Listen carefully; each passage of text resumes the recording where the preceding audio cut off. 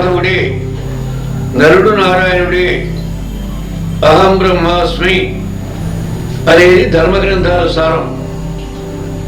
మానవుడు దానవుడే అనేది లోకానుభవం.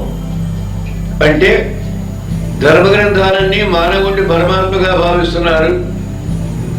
లోకంలో ఉన్నటువంటి వ్యక్తులు అనేక మంది, ఇప్పుడు మనం కూడా సామాన్యంగా ఉంటున్నాం, రోజు రోజుకి అవినీతి దౌర్భాగ్యాలన్నీ పెరిగిపోతుంటే మానవుడు దేవుడు ఏమిటండి, మానవుడు దానవుడే అన్నట్టుగా అంటున్నారు. కనుక ఇంతకు మానవుడు దేవుడా రాక్షుడా? మీరే పరిశీలించండి. కొందరు మానవులని ఇప్పటికి కూడా దేవుళ్ళుగా భావిస్తున్నావా లేదా? సత్సాయిబాబా కొందరికి దేవుడు, షిరిడి సాయిబాబా కొందరికి దేవుడు. ఇక నీకు తెలిసిన విధానం నేను చెప్పక్కర్లేదు. 10,000 మందికి దేవుడు, 30,000 మందికి దేవుడు, ఈయన దైవ సమానుడు, ఇలా ఉంటూనే ఉంటాం. అలాగే ఇంట్లో కూర్చొని ఆ మహానుభావుడు చాలా యోగ్యుడండి అంటాం ఒక వ్యక్తిని. ఆ తల్లి దైవ సమానురాలండి, పాదాల నమస్కారం పెట్టవచ్చు అంటాం. రెండో ప్రకారం చెందండి, ఇంట్లో కూర్చొని ఎదురుగా అంటే ఊరుకోరుగా ఎవరు కూడా ఈ బజారికి వాడు పీడాకారం అండి అంటాం. ఆ దౌర్భాగ్యం లేకుండా పోతే ఈ ఊరికి లేరండి అంటాం. ఏమిటర్థం? మరి ఇప్పుడు కొందరు మనుషుల్ని మంచివాడిగా భావించే ప్రవృత్తి ఉన్నది, కొందరు చెడుగా భావిస్తున్నాం. ఎందుకు?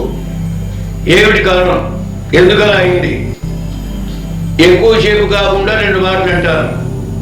శుద్ధ చైతన్య శక్తి అయినటువంటి యొక్క పరమాత్మ వ్యక్తి కాదు, శక్తి.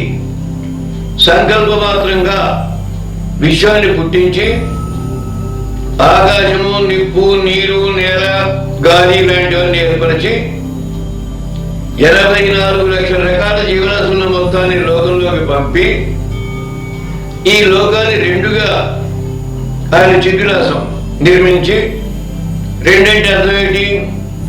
మళ్ళీ మీరు జాగ్రత్త చూడండి. ధర్మం అధర్మం, నీతి అవినీతి, అవును కాదు, రాత్రి పగలు, జయము అపజయం, చీకటి వెలుగు, ఇలా ఈ లోకంలో అన్ని 2 కానీ ఒకటి ఉండవు. ఒకటి వైపు మనసు నుండి పనిచేసి బతికే వ్యక్తులు తప్పితే మన గొప్పవాళ్ళు అనలేము. ధర్మం, సత్యం, న్యాయం, నీతి అలా ఎందుకు బతకడం లేదు?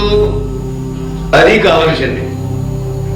కనుక ఈ 2గా ఉండే ఈ లోకంలో చెడు వైపుకు పోకుండా మనస్సు ఒకవైపే మంచిగా ఉంచే ఏర్పాటు ఒక మానవుడికి పెట్టాడు పరమాత్మ. అది బుద్ధి. ఇక మిగతా ఏ ప్రాణికి లేదు. శరీరము, మనస్సు, ప్రాణము, ఆత్మ 4 ఉన్నాయి. ఒక మానవుడికి మాత్రమే బుద్ధినిచ్చాడు. బుద్ధి అంటే అర్థమైంది విచక్షణ జ్ఞానం. ఇది మంచి, ఇది చెడు, ఇది న్యాయం, ఇది అన్యాయం తెలియనటువంటి వ్యక్తి ప్రపంచంలో ఉండడు. పసివాడు పిచ్చివాడే తప్ప. కనుక తప్పుడు పనులు చేసినా తెలిసే చేస్తాం, మంచి పనులు చేసినా తెలిసే చేస్తాం. ఎందుకని? ఈ లోకాన్ని గురించి మాత్రమే గ్రహించగలిగే శక్తి ఉంది మనస్సుకి, అంతకు మించి ఏమీ లేదు. బుద్ధికి విచక్షణ జ్ఞానం ఉంది.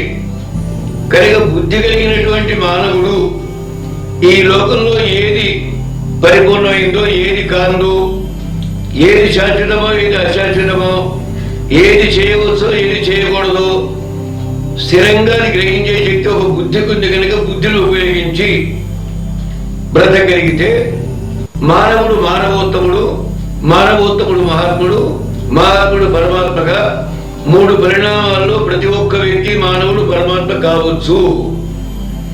అందుకే మానవుడు మానవుడు. అందుకనే మానవుడు పుట్టింది మానవుడిగా చచ్చినందుకు కాదు, దుర్మార్గుడిగా మారినందుకు కాదు, దైవ సమానుడిగా క్రమంగా ఎలివేట్ అయ్యేందుకు, అంటే పై స్థాయికి వెళ్ళేది. ఎప్పుడైతే బుద్ధికి పని చెప్పకుండా, సంస్కారం కలిగించకుండా మనసుకు మాత్రమే పని చెప్తాడో, ఆ మనసుకునే పనిచేయండి అనే సాధనాలు కన్ను, ముక్కు, చెవి, చర్మము, నాలుక ఈ లోకాన్ని నుంచి భ్రాంతి కలిగిస్తాయి. ఆ భ్రాంతిలో పడి ఏదైతే చేయకూడదు ఎదురుతుందో దాని ఎందుకు కూడా భ్రాంతి కలుగుతుంది. కనుక కన్ను, ముక్కు, చెవి, చర్మము, నాలుకల్ని కొంచెం అదుపులో పెట్టి బుద్ధికి పని చెప్పినట్లయితే మానవుడు దేవుడు అవుతాడు. మనసు ప్రకారమే కనుక ప్రవర్తించినట్లయితే మానవుడు మానవాధముడు, పశువు రాత్రి అవుతాడు. కనుక ఈ రెంటికి మధ్య ఉన్న తేడా ఎక్కడ ఉంది? బుద్ధి ఉపయోగిస్తే మానవుడు దేవుడు అవుతాడు, మనసు ఉపయోగిస్తే మానవుడు దుర్మార్గుడు అవుతాడు, రాక్షసు అవుతాడు. అంతే.